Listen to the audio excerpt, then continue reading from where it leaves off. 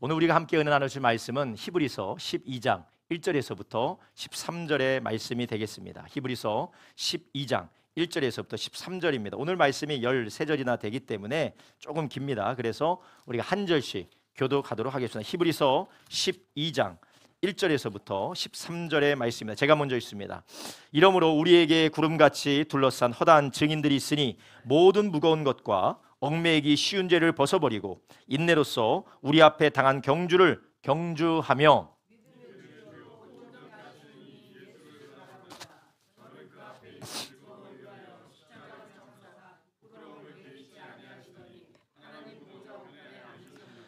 너희가 피곤하여 낙심치 않기 위하여 죄인들의 이같이 자기에게 거역하신 일을 참은 자를 생각하라.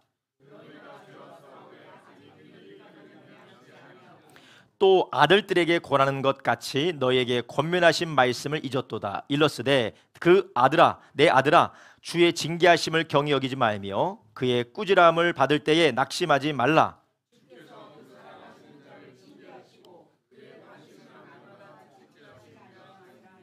너희가 참음은 징계를 받기 위함이라. 하나님이 아들과 같이 너희를 대우하시나니 어찌 아비가 징계하지 않는 아들이 있으리요.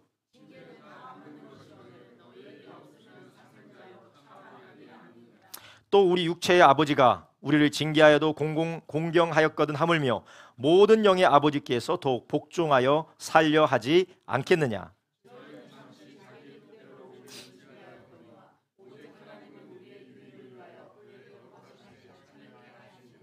무릇 징계가 당시에는 즐거워 보이지 않고 슬퍼 보이나 그 후에 그로 말미암아 연달한 자에게는 의의 평강한 열매를 맺나니 너의 발을 위하여 곧은 길을 만들어 저는 다리로 하여금 어그러지지 않고 고침을 받게 하라. 아멘. 오늘 우리가 함께 읽은 하나님 말씀 히브리서 12장 1절에서부터 13절의 말씀을 가지고 당신의 삶이 지칠 때 점검해야 할 세 가지, 당신의 삶이 지칠 때 점검해야 할 세 가지라는 제목으로 함께 오늘도 은혜를 나누려고 합니다. 여러분, 지난 한 주간의 삶이 어떠셨습니까? 에너지가 넘쳐나고 소망과 그리고 기쁨이 넘쳐나서 하루하루가 기대되는 삶을 사셨습니까? 아니면 웃을 일도 없고 기쁠 일도 없고 근심과 걱정밖에 없는 내일 오는 것이 두려운 삶을 사셨습니까? 성경을 보면 예수 믿는 사람의 한 가지 아주 주된 특징이 있습니다. 예수 믿는 성도들의 주된 표지가 있는데 그것이 바로 기쁨이에요. 그래서 데살로니가 전서에서 너희가 항상 뭐라고 했습니까? 항상 기뻐하라, 범사에 감사하라 라는 것입니다. 제가 늘 우리 성도님들에게 말씀을 드렸지만 하나님께서 성경을 통하여서 하나님의 자녀들에게 말씀하실 때는 두 가지 안 하신다고 하셨어요. 첫 번째는 우리가 할 수 없는 것을 절대 말씀하지 않으신다. 그리고 두 번째, 하나님께서 우리에게 말씀하실 때는, 우리에게 무언가를 명령하실 때는 하나님도 안 하면서 우리 보고 하라고 하지 않으신다라는 거예요. 어제 제가 저녁을 먹으러 집에 갔는데 저희 아내가 밥을 이렇게 쫙 차려놓고 아이들에게 이야기를 합니다. 야, 밥을 먹을 때는 엄마가 차리면 너희들은 숟가락 젓가락을 놓고 엄마 차려주는 거 도와주는 거야. 가만히 앉아있으면 안 돼. 그래서 제가 옆에서 거들었죠. 그래 좀 도와줘. 숟가락 젓가락 깔아. 그러니까 요한이가 이야기합니다. 아빠가 모범을 보여야 내가 하지. 아빠가 모범을 보여야 하지. 그래서 제가 그랬습니다. 그래, 내가 모범을 보여줄게. 이거 어디 숨을 구석이 없고 이게 틀릴 구석이 없으면 너무나도 맞는 말입니다. 하나님께서는 이 악하고 죄성 가득한 이 아빠와 같이 모범도 보여주지 않으면서 해라라고 하시는 분이 아니십니다. 하나님은 반드시 그분께서 거룩하시기 때문에 우리에게 거룩하다고 하시는 것이고, 그분께서 사랑하셨기 때문에 내가 너희를 사랑한 것처럼 너희도 서로 사랑하라 하시는 것입니다. 그분이 우리에게 헌신하고 우리를 위해서 하나밖에 없는 독생자를 주셨기 때문에 나에게 감사하고 나에게 헌신하고 나에게 충성되라고 하나님께서 말씀하신다는 것입니다. 하나님은 우리에게 그분이 하시지도 않는 일을 가지고 우리에게 요구하신 적이 없습니다. 오늘 우리가 읽은 이 말씀, 앞으로 우리가 살펴볼 이 본문의 말씀에서도 하나님께서 우리에게 기뻐하고 즐거워하고 하나님 앞에 감사해야 되는 그런 신앙생활을 하지 못하는 자들을 향하여서 무엇이 문제인지를 오늘 다루고 계세요. 오늘 우리가 읽은 성경 말씀은 히브리서 말씀입니다. 이 히브리서는 제가 여러 번 성도님과 나눴지만 이 히브리서 편지가 쓰여지게 된 상황이 있습니다. 그 상황이 무엇이냐면 핍박이 일어났기 때문에 그래요. 히브리 성도들에게 큰 핍박이 일어났습니다. 큰 핍박이 일어났기 때문에 그들이 괴롭습니다. 어렵습니다. 고통스럽습니다. 그럴 뿐만 아니라 그들에게 유혹이 찾아옵니다. 핍박과 괴로움이 찾아올 뿐만 아니라 그들이 신앙에서 이탈하고자 하는 그러한 유혹도 찾아오게 된 상황이에요. 어떤 상황이었습니까? 모든 믿는 사람들이, 예수님을 믿는 사람들이 핍박을 받아요. 유대인 그리스도인이든지 아니면 이방인 그리스도인이든지 예수 믿는 사람들은 다 핍박을 받습니다. 그래서 예수 믿기 때문에 산업도 빼앗기고, 예수 믿기 때문에 자기가 잘하고 있던 사업장도 빼앗길 뿐만 아니라 사람들로부터 차별을 당하고 외면을 당하고 심지어는 목숨을 잃는 그런 일들까지 당하게 되는 것이에요. 그러니까 이런 상황 가운데 특별히 히브리서는 히브리인들에게 쓴 편지인데, 이 히브리인들, 유대인들에게 어떤 유혹이 다가오느냐. 야, 너 그냥 유대인이라고 해. 너 예수님 믿는 이 그리스도인이라고 하지 말고 그냥 유대인이라고 해. 너 어렸을 때부터 지금까지 섬기던 조상의 하나님이 뭐 바뀌는 거 아니잖아. 그냥 유대인이라고 해. 라고 그런 유혹이 오기 시작했습니다. 그뿐만 아니라 핍박이 계속해서 벌어지자 그들에게 회의와 그리고 그들에게 마음 가운데에 이 의심이 찾아오게 됩니다. 정말 예수님께서 하나님의 나라를 가지고 오시는 메시아인가? 근데 그 메시아신 그분께서 이렇게 핍박당하는 나를 왜 이렇게 내버려 두는가? 죽는 사람도 있고 고통받는 사람도 있고 괴로움당하는 사람들이 있는데 어떻게 하나님의 나라가 이렇게 핍박을 받을 수 있는가라는 회의와 의심이 찾아왔기 때문에 히브리서를 쓴 이 목회자는, 하나님의 사람은 그들에게 이 유혹에서, 이 의심과 이 회의에서 너희가 돌이켜서 오직 예수님만 바라보고 끝까지 승리해라 라고 격려한 편지가 바로 히브리서의 말씀입니다. 그래서 우리는 이 히브리서의 수신자들과 같이 오늘 우리가 사는 삶이 지치고 힘들고 어렵고 고통스러워서 하루하루가 괴롭고 있다면 오늘 우리에게 주신 이 본문 말씀을 통하여 다시 한번 우리가 믿음의 능력과 그리고 하나님의 나라의 소망을 회복하는 시간이 되기를 예수님의 이름으로 축원합니다. 이 그리스도인들은 이 말씀을 붙들고 핍박하던 로마를 오히려 하나님의 복음이 전파되어지는 전진 기지로 변화시키는 놀라운 역사를 이룬 그리스도인들 중에 하나였습니다. 여러분, 하나님께서 핍박받고 괴로움을 당하고 어려움을 당할 때마다 기독교 역사는 언제나 그 후에는 무엇이 찾아왔습니까? 부흥이 찾아왔습니다. 예수 그리스도께서 십자가에서 고난받아 죽으신 이후에 모든 인류에게 구원이 퍼져나갔던 것처럼 그 주님을 따르는 모든 사람들은 때로는 어려울 수도 있었습니다. 고난을 당할 수도 있었습니다. 어려움을 당할 수도 있었습니다. 그것이 시대마다 없어지지 않았어요. 늘 고난을 받았습니다. 우리의 잘못된 신앙 중 하나가 예수님을 믿으면 내 마음대로 다 된다고 생각하는 것이 잘못된 신앙이에요. 예수님 믿어도 괴로운 일 없어지지 않습니다. 예수님 믿어도 고통스러운 일 사라지지 않습니다. 예수님 믿어도 우리의 삶을 괴롭히는 많은 문제들이 사라지지 않아요. 그렇지만 한 가지 달라진 것이 있습니다. 우리가 예수님 믿음을 인하여서 오히려 그것이 그 환난과 괴로움을 인내할 수 있을 뿐만 아니라 인내를 통하여서 하나님의 놀라운 선을 이루게 되는 줄로 믿습니다.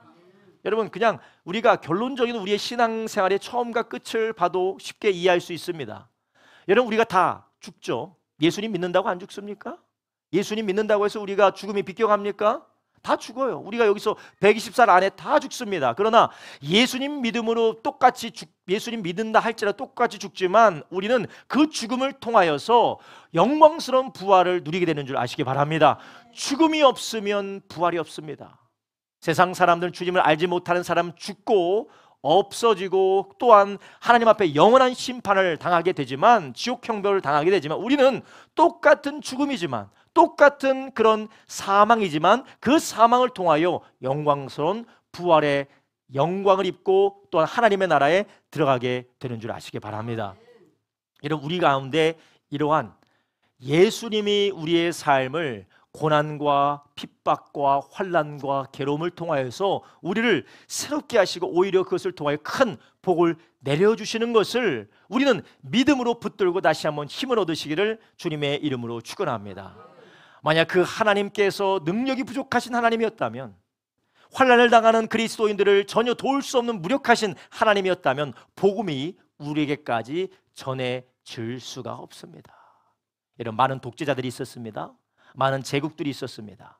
현란하고 화려한 문화와 이단들이 있었습니다.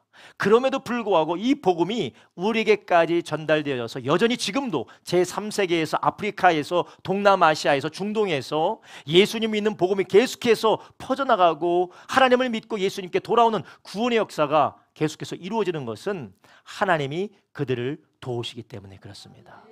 여러분, 오늘 본문의 제일 처음에 하나님께서 하나님의 사람을 통하여 무엇라고 말씀하시면서 핍박받는 자들, 괴로움 당하는 자들에게 격려하십니까? 1절에 뭐라고 했습니까? 한번 읽어보십시오. 이러므로 우리에게 구름같이 둘러싼 허다한 증인들이 있으니 모든 무거운 것과 얽매이기 쉬운 죄를 벗어버리고 인내로써 우리 앞에 당한 경주를 경주하며. 아멘. 너는 두려워하지 말라, 근심하지 말라, 걱정하지 말라, 너희가 포기하지 말라. 너희들만 그런 것이 아니야. 지금까지 모든 사람들이 다 그러한 고난과 괴로움을 겪어가면서 이 복음의 길을 따라왔다라는 것입니다. 여러분, 오늘 혹시 우리 교회 가운데 신앙의 위기를 맞고 계신 분이 계십니까? 아니면 신앙의 권태와 그리고 우리의 삶에 하나님이 주신 아름다운 일들을 향한 소망과 기쁨이 사그러들어 버린 분이 계십니까? 여러분의 삶이 지치고 영혼이 지치고 우리의 심령이 공고하신 분이 계십니까? 오늘 말씀을 통하여서 세 가지를 점검하심으로 다시 한번 힘을 얻고 하나님의 인도 받으시기를 예수님의 이름으로 축원합니다. 오늘 본문은 첫 번째 무엇을 점검할 것을 우리에게 말씀하고 계십니까? 첫 번째, 삶의 목적과 방향을 점검하라는 거예요. 다시 한번 읽습니다. 삶의 목적과 방향을 점검하라는 것이, 한번 따라합니다. 삶의 목적과 방향을 점검해야 됩니다. 자, 오늘 본문에서 1절로부터 3절에 이르기까지 계속해서 무엇을 강조합니까? 너희들만 어려운 것이 아니야, 너희들만 괴로운 것이 아니야, 모두 다 괴로웠어. 그런데 너희들만 아니다라고 말하면서 누구를 이야기합니까? 믿음의 선진들을 이야기합니다. 오늘 다시 한번 본문으로 돌아가겠습니다. 12장 1절부터 3절 제가 읽겠습니다. 이러므로 우리에게 구름같이 둘러싼 허다한 증인들이 있으니 모든 무거운 것과 얽매이기 쉬운 죄를 벗어버리고 인내로써 우리 앞에 당한 경주를 경주하며 믿음의 주여 또 온전케 하시는 예수를 바라보자. 저는 그 앞에 있는 즐거움을 위하여 십자가를 참으사 부끄러움을 개의치 아니하시더니 하나님 보좌 우편에 앉으셨느니라. 너희가 피곤하여 낙심치 않기 위하여 죄인들의 이같이 자기에게 거역한 일을 참으신 자를 생각하라. 아멘. 여러분, 1절과 3절에 무엇을 이야기하냐면, 하나는 너희들만 힘든 거 아니야, 너희들과 함께 너희들이 있기 전에 수많은 믿음의 선진들, 예수 그리스도도 거기 안에 포함되는 수많은 믿음의 선진들이 고난받았고 어려웠고 힘들었다. 근데 무엇을 위해서 고난받았는가? 무엇을 위해서 힘들었는가? 그리고 그러한 것을 무엇으로 표현하고 있습니까? 믿음의 경주라고 말하는 것입니다. 여러분, 고난당하고 어렵습니다. 가정에 어려운 일이 있어요. 직장에 어려운 일이 있습니다. 내 육체가 힘들고 어렵습니다. 고통당합니다. 많은 괴로운 일이 있어요. 그런데 우리가 그것 때문에 우리가 지치는 이유는 한 가지입니다. 뭐 세 가지도 있겠지만, 세 가지 말씀드리겠지만 그 중에 하나가 무엇이냐면 우리가 목적과 방향을 상실했기 때문에 거기 가운데 우리 안에 침체가 따라오게 된다는 것이에요. 여러분, 우리가 어렵고 힘든 가운데 우리가 목적과 방향이 확실하다면, 내가 무엇을 위해서 살아가고 내가 어디를 향하여 달려가고 있고 내가 무엇을 위해서 이 하루도 살아가고 있는지를 내가 분명히 바라보고 우리가 그것을 붙들고 있다면 우리는 지치지 않고 오히려 하나님이 주시는 새 힘을 얻게 되는 줄 아시기 바랍니다. 여러분, 2019년에 세계 마라톤계에 아주 깜짝 놀랄 만한 일이 벌어지게 돼요. 그게 무엇이냐면 여러분 마라톤이 얼마나 달리는 거죠? 49.19km 달리는 거잖아요. 그런데 42.19km. 아유, 똑똑한 이 아이가 있어서 목사를 고쳐줘서 감사합니다. 42.19km를 달리는 건데 그 달리는 이 마라토너 가운데 이 엘리우드 킵초게 발음하기도 힘들어요. 킵초게라고 하는 선수가 있는데 그 선수가 마의 2시간 벽을 깨뜨렸어요. 이 마라톤을 42km를 2시간 만에 달린다라면 1시간에 몇 킬로를 달려가는 거예요? 20km를 달려가요. 시속 몇 킬로 하는 겁니까? 20km를. 시속 20km 1시간 동안 2시간 동안 계속 똑같은 속도로 달린다는 거예요. 평지도 아니고 올라갔다 내려갔다 하는 건데 20km를 다닌다. 어마어마한 거죠. 그런데 이런 세계 기록 가운데 지금은 2시간 한 30초, 40초 정도 되는 기록이 있지만 이 2시간이 깨지는 기록을 2시간을 깨트려버리는 기록을 세웠는데 그가 그렇게 세울 수 있었던 것은 이 좋은 신발을 신었대요. 좋은 신발을 신었고 그리고 이 페이스메이커라고 같이 달려주는 사람이 14명씩이나 있었대요. 옆에 14명씩이나 같이 달려주는 사람이 있어서 그것을 새로운 기록을 낼 수 있었다는 것입니다.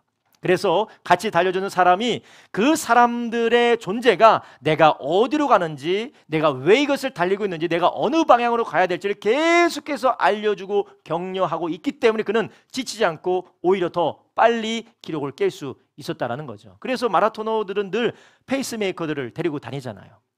여러분 우리도 군대에서 행군할 때 혼자 걸어가라고 하면 40km 못 갑니다. 그런데 우리가 같이 걸어 다니는 그런 전우들이 있기 때문에 끝까지 가는 거예요.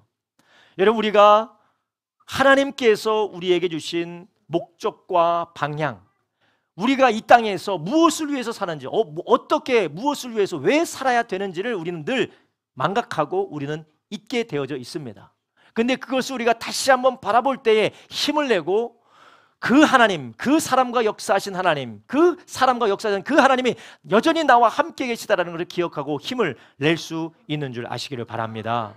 여러분 우리의 삶과 목적과 방향을 우리는 날마다 점검을 하셔야 됩니다. 근데 이 모든 것을 점검하는 것이 우리의 살아가는 삶 가운데 늘 망각되어지고 또한 우리가 그것을 놓쳐버리게 된다는 것이에요. 그래서 하나님의 사람은 히브리서의 기자는 너희들이 이 믿음의 경주를 달려가고 있다는 것을 잊지 말라. 이것은 너만 달리는 것도 아니고 또 혼자만 달렸던 것도 아니고 수많은 사람이 달린 것 아니냐.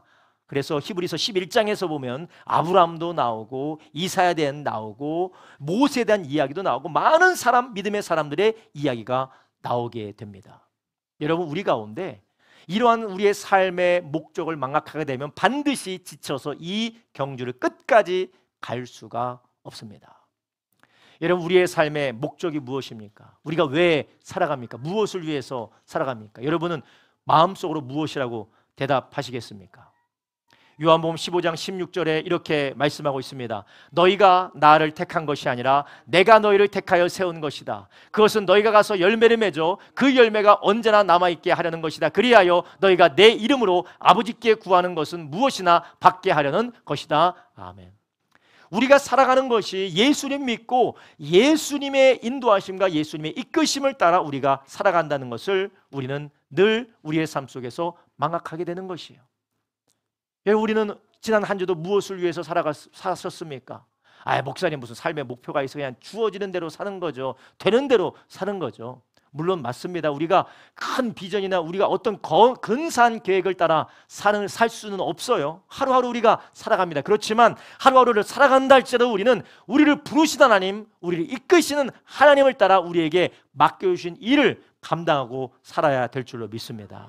그래서 요한복음 14장 6절에 뭐라고 말씀하십니까? 나는 길이요 진리요 생명이니 나로 말미암지 않고는 아무도 아버지에게 올 사람이 없다라는 거예요. 오늘 우리 강상래 집사님이 쉬운 성경으로 읽으라고 현대의 성경을 이렇게 잘 해주셨네요. 아무도 예수 그리스도가 아니면 아버지께로 올 자가 없다. 이 말은 무엇입니까? 우리를 예수 그리스도의 길로 계속해서 우리를 이끌어 가신다라는 것입니다. 사랑하는 여러분, 우리의 삶에 많은 짐들이 있습니다. 괴롭고 어려운 짐들이 우리의 삶에 늘 넘쳐나요.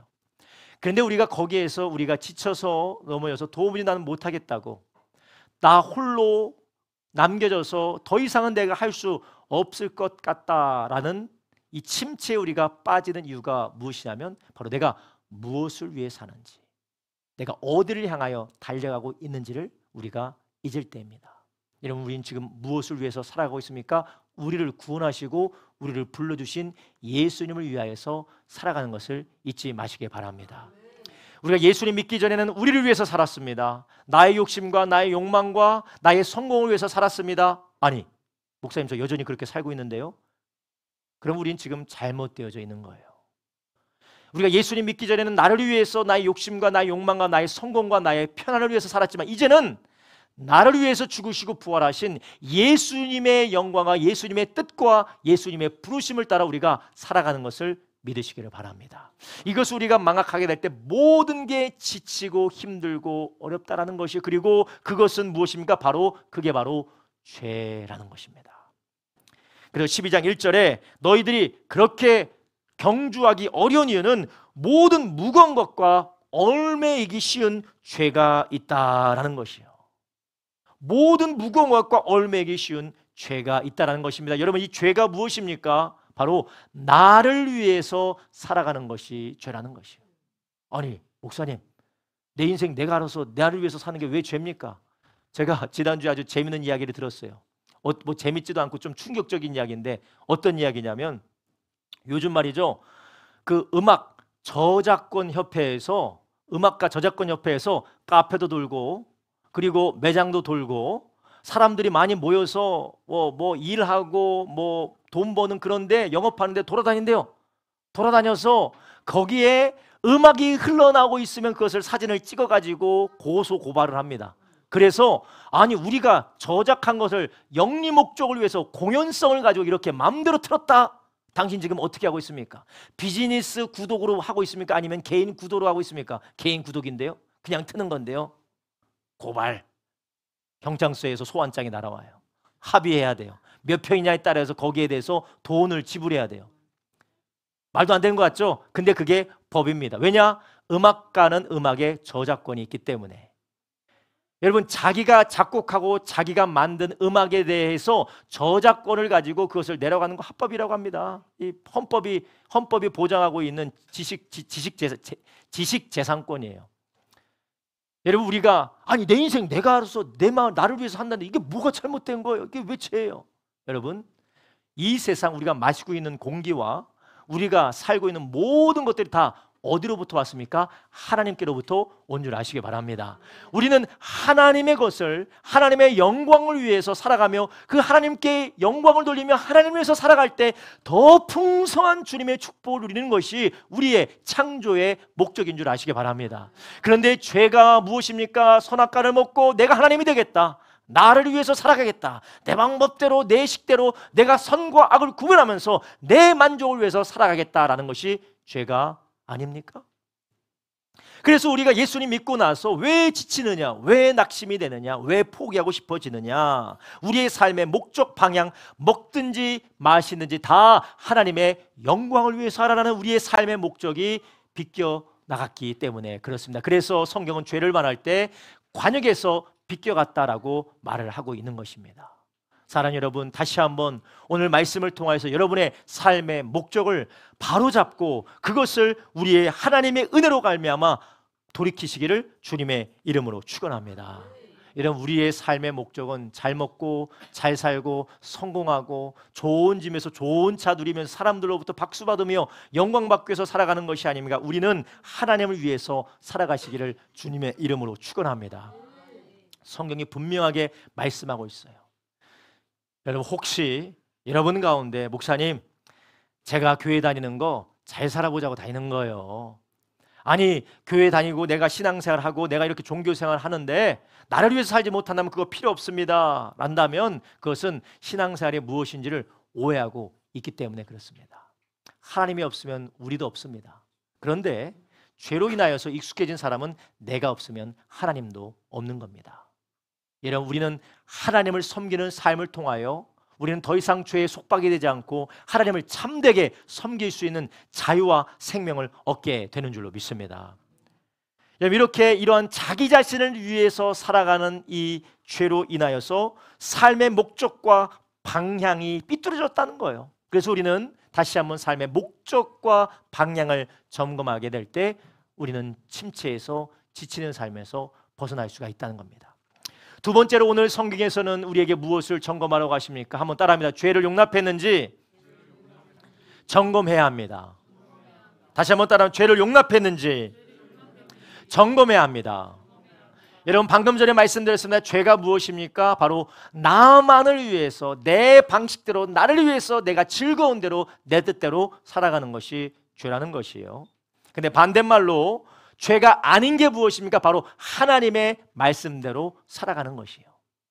우리는 우리의 삶 가운데에 하나님의 뜻대로 살지 않고 내 욕심과 내 마음대로 살아가는 것을 우리도 모르는 사이에 합리화시키고 용납하고 그것을 우리의 삶의 한 부분으로 받아들이게 된다는 것이. 그래서 오늘 본문에 너희들이 지금 고난당하고 고통당하는 가운데 지치는 이유가 첫 번째는 믿음의 경주를 걸어가고 있는 것을, 달려가는 것을 망각했기 때문이고, 두 번째는 너희가 죄악 가운데 푹 빠져 있기 때문이다라고 말하는 것이에요. 여러분, 4절 한번 보겠습니다. 4절 읽습니다. 시작. 너희가 죄와 싸우되 아직 피 흘리기까지 대항치 아니하고, 너희가 죄와 싸우되 아직 피 흘리기까지 대항치 아니했다라는 거예요. 쉽게 말하면 무엇이냐? 죄를 용납하고 합리화시켰다라는 것입니다. 어차피 인생 사는 거 다 그렇지 않아요? 목사님, 나 잘 살려고 하는 거잖아요. 이게 뭐 잘못된 거예요? 아니, 저 장로님 저렇게 살고요, 우리 직장에서 어느 집사도 저렇게 살아요. 특별 새벽 예배 드리는 그런 집사도 그렇게 살고 다 그렇게 살아요. 아니, 그게 뭐가 잘못된 거예요? 세상이 다 그렇게 사는데. 여러분, 성경이 그렇게 살라고 말씀하셨는지 한번 물어보셔야 돼요. 이 정도는 뭐 괜찮은 거 아닙니까?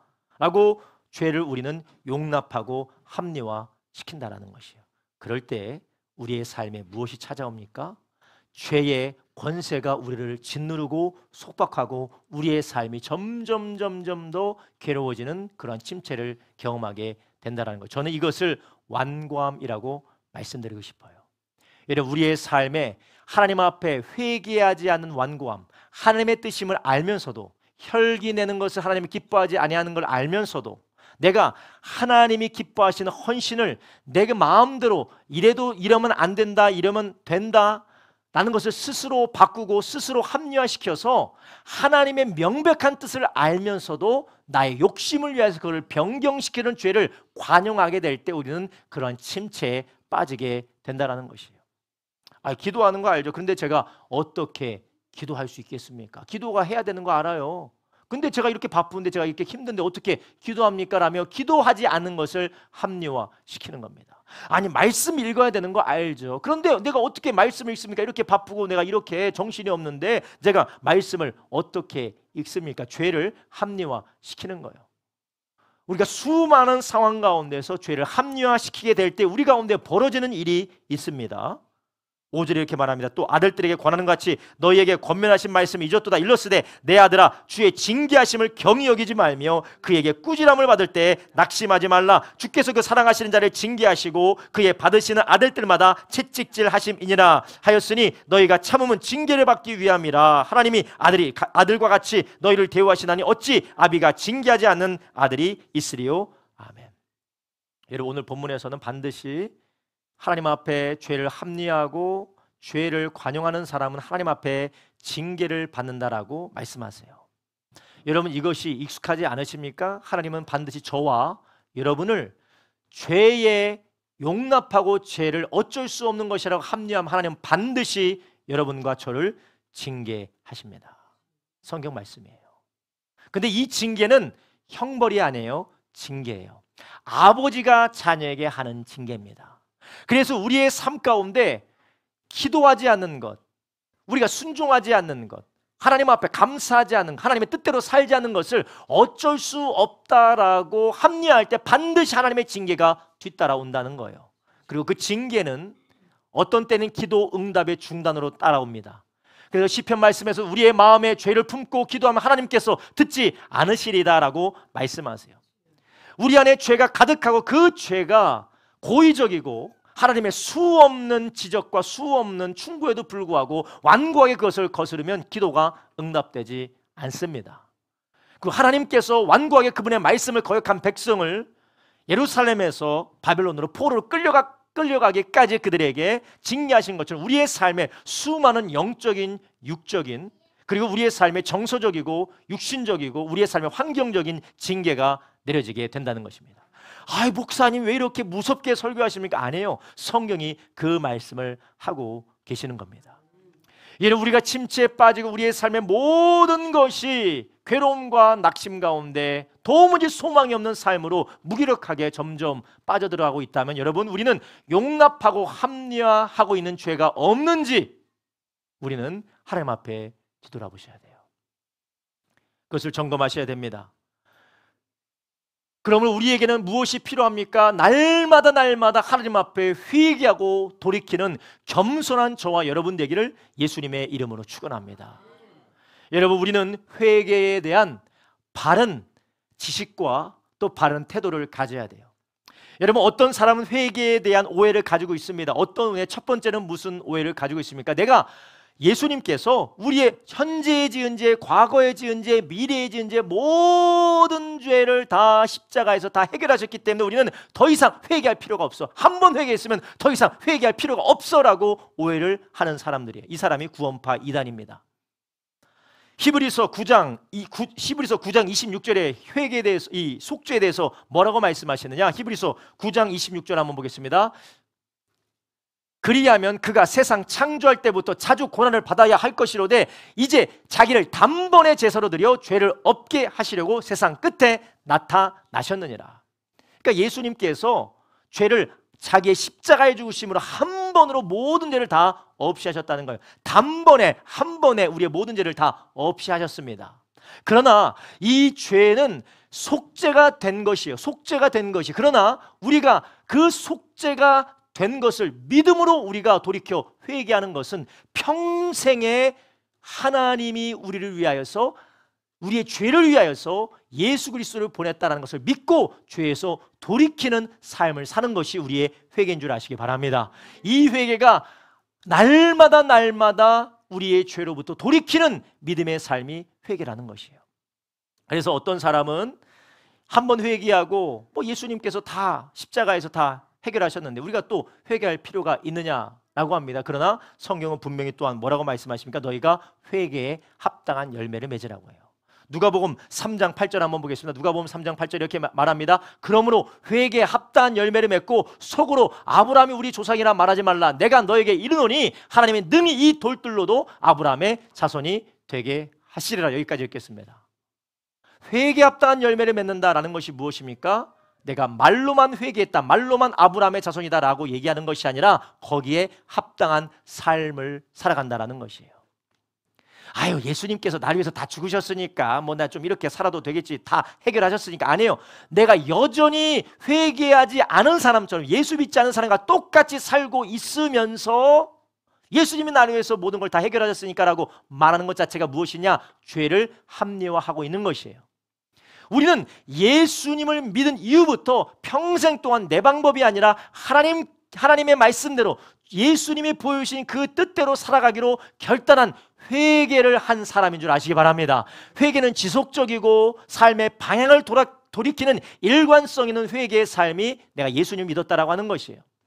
그래서 우리가 예수님을 믿음으로 인하여서 구원받았다, 죄사함을 받았다라는 것은 주님이 우리의 죄를 해결했다는 것을 믿을 뿐만 아니라 우리는 그걸 믿었기 때문에 날마다 주님의 뜻대로 살기 위하여 회개를 하는 줄 아시기 바랍니다. 저도 죄를 짓고 여러분도 죄를 짓습니다. 여러분들 다 죄를 짓고 저도 죄를 져요. 그런데 다른 것이 무엇이냐? 회개하지 않은 죄인이 있고 회개한 죄인이라는 거예요. 그래서 우리는 비록 부족하지만 할 수만 있으면 깨닫는 즉시 빨리 돌이키고 깨닫는 즉시 빨리 돌이켜서 주님 앞에 회개하며 주님의 뜻대로 사는 사람이 바로 예수님을 믿는 죄사함 받은 하나님의 자녀인 줄 아시기 바랍니다. 이게 바로 회개에 대한 오해예요. 그래서 나는 지금 회개했다, 나는 예수님이 나의 죄 모든 죄를 감당하셨다라고 이야기는 하는데 삶에 지속적인 돌이킴이 없고 세상 사람과 똑같이 살아간다면 그 사람은 완고함을 가지고 죄를 포용하고 죄를 관용하며 죄를 내 삶에 품고, 그것은 바로 징계를, 하나님의 징계를 가져오는 삶이라는 것입니다. 여러분, 우리가 그런 삶을 살고 있습니까? 혈기와 불평과 원망과 욕심과 그리고 하나님 앞에 모든 불순종을 우리가 합리화하고 있는 것인지 우리가 스스로를 돌아보시기를 바라며, 또 하나의 회개에 대한 오해가 있습니다. 그 회개에 대한 오해가 무엇입니까? 예수님이 나의 죄를 위해서 죽으신 것은 내가 예수님 믿기 전에, 조금 이따가 해주세요. 예수 믿기 전에 죄 많은 하나님께서 그리스도 안에서 다 해결된 것이고, 예수 믿은 다음에는 내가 계속해서 회개해야 된다. 그렇지 않으면 그 죄가 나를 지옥 보낸다라고 생각하는 것도 잘못 생각하는 것이에요. 여러분, 예수님께서 우리의 죄를 해결하신 것은 현재의 지은 죄, 미래의 지은 죄, 지금 지은 죄 다 해결한 줄 아시기 바랍니다. 예수님이 우리의 죄는 다 해결하신 거예요. 그런데 어떤 사람은 내가 예수님 믿기 전에 죄만 예수님이 다 해결하셨고, 이제 예수님 믿고 다음에 지은 죄는 내가 회개하지 않으면 지옥 간다고 생각해요. 이거는 회개를 오해한 거예요. 이것은 예수님의 공로로 죄사함 받는 게 아니라 나의 회개라는 행위로 죄사함 받는 줄 아는 거예요. 속죄는 예수님의 피로 된 것이지 우리의 회개 행위로 속죄가 아닌 줄 아시기 바랍니다. 그래서 우리는 무엇이냐? 현재와 미래와 현재, 과거의 모든 죄를 주님께서 다 해결하심을 믿고 날마다 그 은혜에 감사하며, 또한 하나님 앞에 그러한 죄사함을 받았음에도 여전히 죄악 가운데 넘어지는 우리의 모습을 하나님 앞에 자복하며 회개하는 것이 믿음의 삶인 줄 아시기 바랍니다. 여러분, 혹시 우리 가운데 이러한 회개하지 않고 우리가 하나님 앞에 완고하여져서 이스라엘 백성이 나는 하나님의 사람이다, 아브라함의 자손이다라고 이야기하며 회개치 않은 완고함을 따라 살았던 것처럼 우리도 하나님 앞에 그렇게 살아가고 있습니까? 교회 나오잖아, 내가 어느 정도 신앙생활 하잖아, 이 정도면 됐잖아, 명백하게 하나님께서 말씀으로 우리에게 명령하심에도 불구하고 우리가 미워하라고 했습니까? 미워하지 말라고 했습니까? 형제를 사랑하라고 했습니까? 미워하라고 했습니까? 형제를 미워하면 무엇이라고 했죠? 살인이라고 했어요. 그 살인과 증오와 혐오를 품고 우리가 계속해서 하나님 앞에 돌이키지 않으면 그것이 무엇이 되겠습니까? 징계로 우리의 삶을 괴롭게 한다라는 것입니다.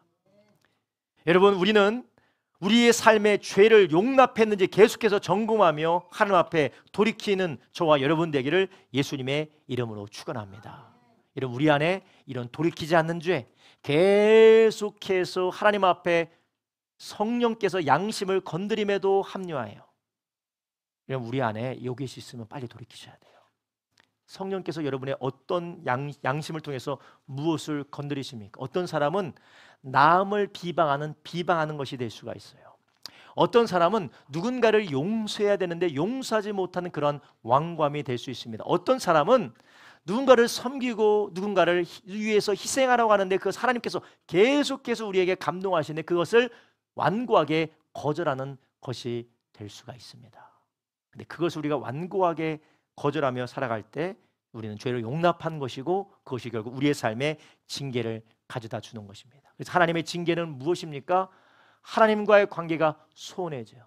그분의 임재를 누릴 수가 없습니다. 그분의 평안과 그분의 기쁨과 그분의 기도의 풍성 응답 우리가 누리지 못한다는 거예요. 여러분, 어느 분들이 그런 이야기를 할 때가 있어요. 목사님, 저는 아무리 기도도 되는 것이 없는 것 같아요. 여러분, 이것이 여러분을 협박하고 여러분을 가스라이팅하는 것이 아니라 하나님의 연단이 아니면, 정말 하나님께서 특별한 뜻을 가지고 연다는 것이 아니면 여러분의 죄를 한번 돌아보십시오. 난 기도해도 안 돼요. 목사님, 저는 왜 이렇게 기도해도 안 될까요? 저 사람은 되는 것 같은데 왜 우리는 안 되죠? 저 집은 잘 되는 것 같은데 왜 우리는 안 되죠? 우린 저주받은 건가요? 아니에요. 징계받는 것일 수도 있어요. 특별한 하나님의 뜻으로 인한 연단일 수도 있어요. 그러나 한편으로는 징계일 수도 있습니다. 뭐에 대한 징계입니까? 죄에서 안 돌이켜요. 하나님께서 여러분의 삶을 보게 하시고 깨닫게 하시는 은혜가 있으시기를 주님의 이름으로 축원합니다. 마지막으로 우리가 점검해야 될 게 있습니다. 무엇입니까? 바로 예수님보다 더욱 의지하는 것이 있는지 우리는 점검해야 된다는 것이에요. 한번 세 번째 따라합니다. 예수님보다 더욱 의지하는 것이 있는지 점검해야 합니다. 한번 따라합니다. 예수님보다 더 의지하는 것이 있는지 점검해야 합니다. 아멘. 여러분 오늘 본문에서 예수님을 뭐라고 말씀하십니까? 믿음의 주요 온전케 하시는 예수님을 바라보라는 것이에요. 여러분, 여러분을 실망시키는 사람이 누굽니까? 남편입니까? 아내입니까? 돈입니까? 직장 상사입니까? 자식입니까? 내 모습입니까? 아, 너무 세상에 실망할 게 많아서 더 이상 기도할 힘이 없어요. 내가 누구 때문에 상처받아서 이제 교회 나오기도 싫어요. 누구 때문에 상처받아서 내 인생 살고 싶지도 않아요. 우리가 그러고 있다면 우리는 예수님을 바라봐야 되는데 누구를 바라보고 있는 겁니까? 사람을 바라보고 있는 것이에요. 내가 예수님만 바라보고 예수님이 나를 시작하신 그분이 마지막 끝날 때까지 아름답게 이루시는 온전케 하시는 분이시라는 것이에요. 그래서 히브리서는 믿음의 창시자시고 믿음의 주인 그분을 우리에게 바라보라고 하시는 줄 아시기 바랍니다. 빌립보서 1장 6절 이렇게 말씀합니다. 너희 속에 착한 일을 시작하신 이가 그리스도 예수의 날까지 이루실 줄을 우리가 확신하노라. 아멘. 너희 속에 착한 일을 시작하신 이가 그리스도 예수의 날까지 이루실 줄을 우리가 확신한다. 할렐루야. 여러분, 우리는 이 착한 일을 시작하신 분을 바라봐야지 사람을 바라보면 어떻게 됩니까? 실망해요. 그래서 저 권사님 때문에 실망해, 저 집사님 때문에 실망해, 목사님 때문에 실망해. 그래서 희노애락이 어디 있느냐? 사람에 다가 있는 거예요. 나를 도와줄 사람, 나를 인정해 줄 사람, 나를 내 힘을 북돋아 줄 사람이 있으면 해피해. 그러나 뭔가 실망되고 어렵고 나를 괴롭게 하는 사람이 있으면 다 무너져 내리는 이유가 무엇입니까? 믿음의 주요 온전케 하시는 예수님을 바라보지 않았기 때문에 그래요. 물론 하나님이 사람을 쓰십니다. 하나님이 사람을 쓰시지만 그것은 하나님이 사람을 쓰시는 것이지 사람이 하나님의 일을 그 사람의 힘으로만 하는 게 아니에요. 우리의 집중과 우리의 관점이 어디 있느냐가 참으로 중요한 것입니다. 여러분, 사람에게 의지하고 사람에 의지했던 것이 실망하면 우리는 어떻게 됩니까? 주님보다 더 의지하는 것이 있다가 그것이 낙심이 되어지면 어떻습니까? 우리는 믿음의 침체를 경험하게 되는 것입니다. 여러분, 이런 우리들에게 하나님께서 말씀하시는 거예요. 빌립보서 1장 6절에 너희 속에 착한 일을 시작하신 이가 그리스도 예수의 날까지 이루실 줄 우리가 확신하노라. 아멘. 누가 시작하셨다고요? 예수님께서 시작하셨다라는 것이에요. 하나님께서 착한 일은 예수님이 시작하셨습니다. 하나님이 시작하셨어요. 우리의 가정을 세우신 분이 누구세요? 하나님이세요. 예수님이 하셨습니다. 우리의 삶에 하나님의 기뻐하신 뜻을 위하여서 어떤 것이든지 누가 시작하셨습니까? 하나님이 시작하셨어요. 사람을 보니까 안 될 것 같고 내 모습을 봐도 안 될 것 같고 상황을 보니까 안 될 것 같고 낙심하고 포기하여서 절망이 되어지십니까? 다시 한번 눈을 들어서 예수님을 바라보시기를 주님의 이름으로 축원합니다. 할렐루야. 여러분, 마가복음 9장에 보면 한 사람이 나와요. 자기 자식이 귀신 들렸어요. 그래서 물에도 넘어가고 불에도 넘어가고 거품 흘리면서 귀신에 사로잡혀서 고통받는 자식을 데리고 예수님을 보러 왔어요. 예수님을 보러 와서 봤더니 예수님은 안 계시고 제자들만 있어요. 그 제자들이 귀신을 쫓아내지 못하고 오히려 귀신들에게 제압당하여서 괴로움을 당합니다.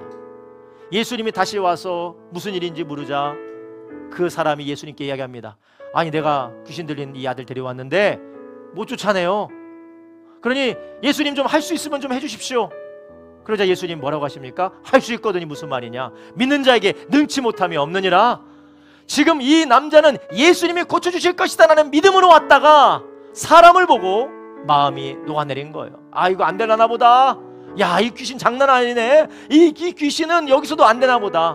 그러자 예수님 뭐라고 하십니까? 네가 가지고 왔던 그 믿음을 가지고 다시 나를 바라보라는 것이에요. 할 수 있거든이 무슨 말이냐? 믿는 자에게 능치 못함이 없느니라. 여러분, 여러분의 삶에 할 수 있거든이 무슨 말이냐? 경제적인 문제든 환경적인 문제든 관계적인 문제든 육신의 문제든 어떠한 문제든 자녀의 문제든 어떤 문제든 할 수 있거든이 무슨 말이냐? 믿음의 주요 온전케 하시는 주를 믿는 자에게 능치 못함이 없느니라.